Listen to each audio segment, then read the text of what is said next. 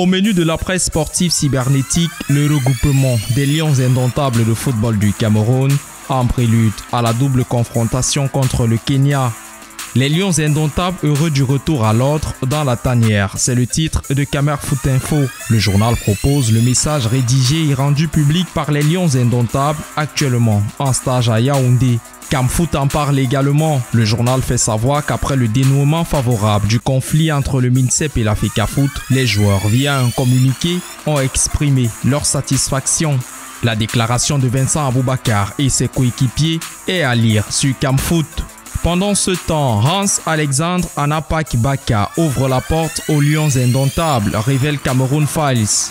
Le journal fait savoir que le joueur déjà sélectionné avec la catégorie des moins de 23 ans est disposé pour une aventure dans la tanière des Lions indomptables seniors. L'information est à lire sur Cameroun Files. Camer Foot Info revient sur l'hommage de Samuel Eto'o à Andrés Iniesta après l'annonce de sa retraite dans le football. Le message de Samuel Eto'o est à découvrir sur la page du journal. Championnat d'Afrique des clubs masculins de volleyball 2025, PAD Volleyball, le club hôte idéal, c'est l'interrogation de Cam Volley. Alors que la Confédération africaine de volleyball recherche les hôtes pour les éditions 2025, le PAD Volleyball, club phare du Cameroun, pourrait-il être un candidat idéal pour accueillir les meilleurs clubs du continent et se donner une chance de se qualifier pour le mondial? C'est la question que pose Cam Volley. Les réponses sont à lire sur la page du journal.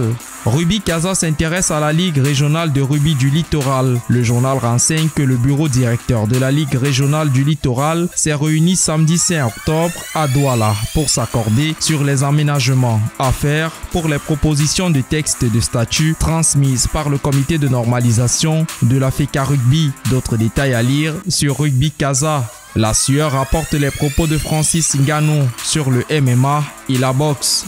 Après 2 expériences sur le ring, Francis Ngannou, dit le journal, a décrypté les différences entre les 2 disciplines qu'il a pratiquées. Ses propos sont à lire sur la sueur. Les boxeurs sont-ils plus puissants que les combattants de MMA? Francis Ngannou répond et parle de son avenir, fait savoir Actu MMA. Selon le journal, Francis Ngannou dévoile qui sont les plus puissants entre les boxeurs et les combattants de MMA. Le combattant évoque aussi son avenir dans le noble art. Des informations à retrouver sur la page de Actu MMA.